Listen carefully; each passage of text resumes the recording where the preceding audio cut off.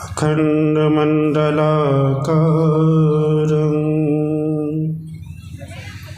व्याप्तं येन चराचरं तत्पदं दर्शितं येन तस्मै श्रीगुरवे नमः। तत्पदं दर्शितं येन तस्मै श्रीगुरवे नमः। श्री सद्गुरु महाराज की जय। आप सब अपने घर के कामकाज को छोड़कर कीमती समय निकालकर अपना सौभाग्य को जगाने के लिए यहाँ पर उपस्थित हुए हैं। आप सब अनेक वक्ताओं के वाणी को श्रवण कर रहे हैं, लेकिन जब गुरु महाराज के ईश्वर का गुणगान करने का समय आता है, अपने आप को जगाने का समय आता है, तो आप सब हाथ बांध के बैठे रहते हैं। अरे ईश्वर के नाम में तो सबसे अधिक और अंतिम उत्साह के साथ जय जयकार करना चाहिए। इससे क्या होता है, आप सब इस इलाके में सत्संग श्रवण करते रहते हैं, सत्संग की महिमा से अवगत हैं, इसलिए आप सबको अधिक बताने की आवश्यकता तो नहीं मानता, लेकिन गुरु महाराज का आदेश है। आप सब अपने हृदय को पवित्र करें। श्री सद्गुरु महाराज की जय। नहीं हुआ, इसमें से 25% ऐसे साधक हैं जो अपने आप को समझते कि मैं नहीं बोलूँगा तो क्या हो जाएगा। अरे जो मानव जन्म में ईश्वर का नाम नहीं लेते हैं, अगले बार चाहे आपको कोई भी जौनी मिल जाए, वह बौका ही जन्म लेता है। आप ऐसा नहीं चाहते हैं तो हृदय को पवित्र करें। श्री सद्गुरु महाराज की जय।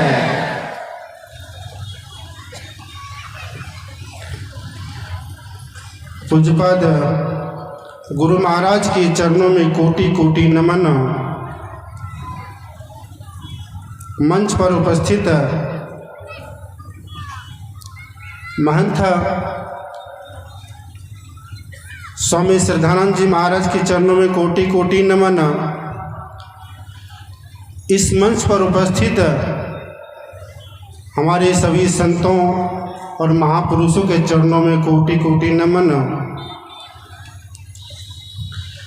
इस सत्संग में उपस्थित धर्म प्रेमी सज्जनों, माता एवं बहनों, सभी को कोटि कोटि नमन। अभी हम लोग द्वितीय पाली के सत्संग में उपस्थित हैं। हम सब यह समय जो भगवान को अर्पित किए हैं, क्या भगवान को कोई कुछ दे सकता है? उसके पास क्या नहीं है? आप सब समाज में जो भी कार्य करते हो, सब भगवान का ही तो रचा हुआ है। आप जो भी सोचते हो उसकी इच्छा से ही करते हो,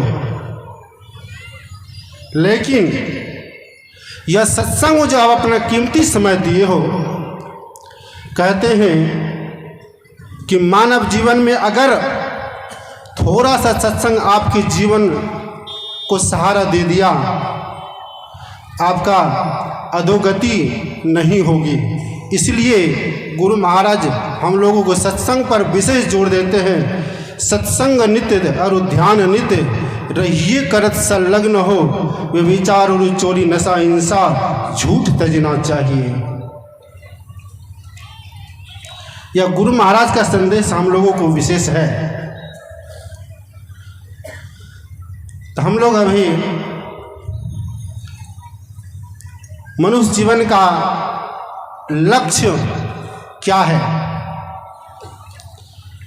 मनुष्य जीवन हमें भगवान ने, परमात्मा ने क्यों दिया, मनुष्य जीवन क्यों मिलता है,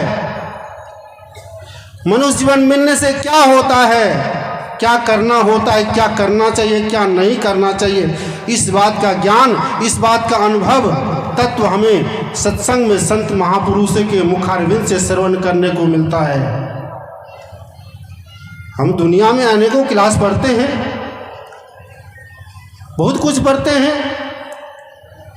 लेकिन जीवन में सुखी होने का मार्ग हमें सत्संग से प्राप्त होता है, संतों से प्राप्त होता है, ग्रंथों से, सदग्रंथों से प्राप्त होता है।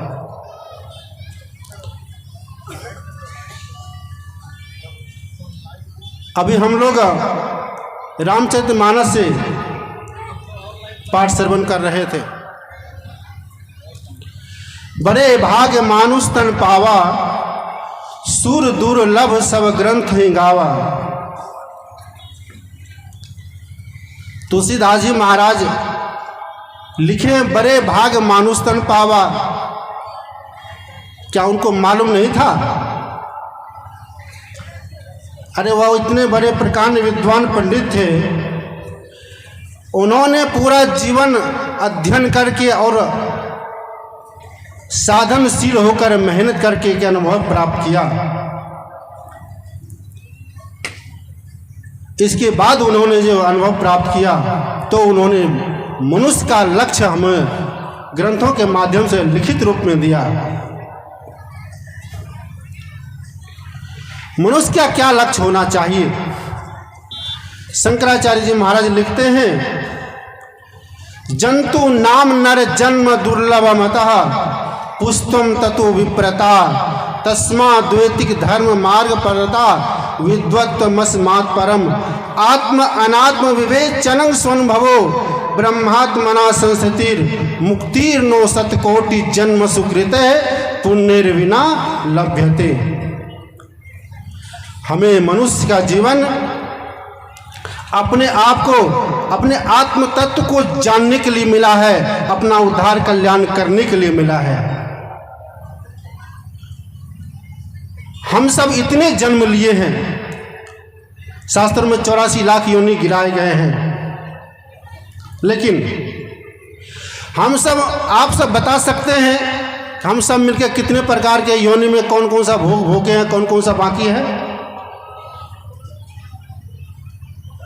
हमें उतना याद नहीं, जन्मों जन्मों की बात हमें याद नहीं रहता, लेकिन हम सभी प्रकार के कीट पतंग, घोड़ा, हाथी, गधा, जितने भी योनियां हैं सभी प्रकार के भोग भोग चुके हैं। इसके बाद 84 लाख के बाद हमें मानव शरीर प्राप्त हुआ है। तो शंकराचार्य जी महाराज दर्शाते हैं, जंतुम नाम नर जन्म दुर्लभमतः। हमें जो यह मानव जीवन मिला है, इसका मत यही है, अपने आत्म साक्षात्कार, अपने आप को जानना, अपने आप को जगाना, अपना लक्ष्य को प्राप्त करना। इसीलिए रामचरितमानस में इसे साधन का घर भी कहा गया, साधन का धाम।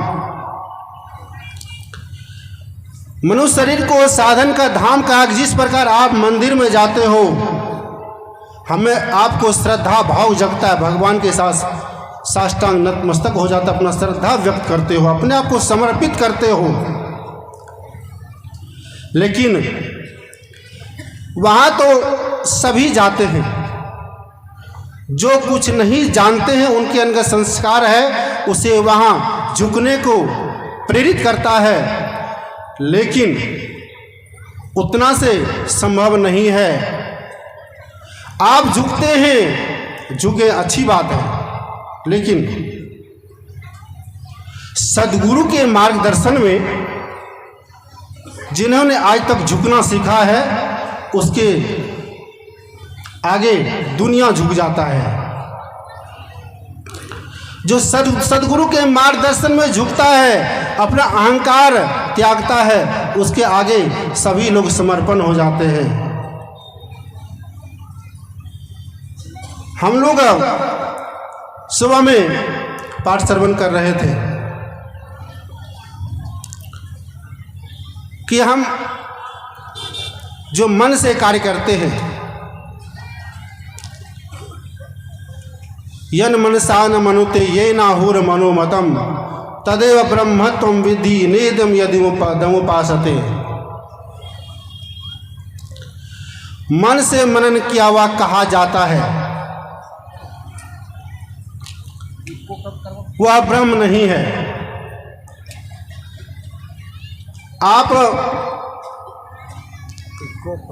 मन से जो कार्य करते हैं, आप मन से संसार की जो भी चित्र अपने सोचा वही कार्य आप सिद्ध कर सकते हैं। लेकिन संत मत में जो सत्संग साधना ध्यान सत्संग किया जाता है, इससे क्या होता है? सिमटाव होता है। भक्ति का मतलब होता है सिमटाव, श्रद्धा मतलब सिमटाव। आप ध्यान करते हो, अपने आप को सिमटते हो, लेकिन साधक जब पूर्णतया गुरु के मार्गदर्शन में मानस जप के माध्यम से करते करते जब सिमट जाता है, तो वह मन की गति भी इस तरह सिमट जाती है कि मन की गति कहाँ तक? जहाँ तक शरीर की गति रहती है। आप इस बात को, जो सत्संगी हैं, जिनको गुरु महाराज का भजन भेद मिला हुआ है, जो नित्य दिन ध्यान सत्संग करते हो, इस बात को अनुभव करना, प्रयत्न करके देखना कि मन की गति शरीर के गति के साथ रहता है। जहाँ तक शरीर की गति कार्य करेगा, वहाँ तक मन की गति कार्य करेगा। उसके आगे शरीर शिथिल हो जाता है, शरीर शांत हो जाता है, आपकी इंद्रियां सिमट जाती है, साधना में एकत्रित हो जाता है और आगे की दशा को प्राप्त करता है, ऊर्ध्वगति होती है। उसके बाद मन की गति नहीं होती। इसीलिए कहा मन से मनन किया वो कहा जाता है, वह ब्रह्म नहीं है। जो मन से मनन नहीं किया हुआ कहा जाता है वही ब्रह्म है। आप सब ध्यान भजन करें, उस गति को प्राप्त करेंगे, आप सबकी इंद्रियां शांत होगी, आपका कल्याण होगा। श्री सद्गुरु महाराज की जय।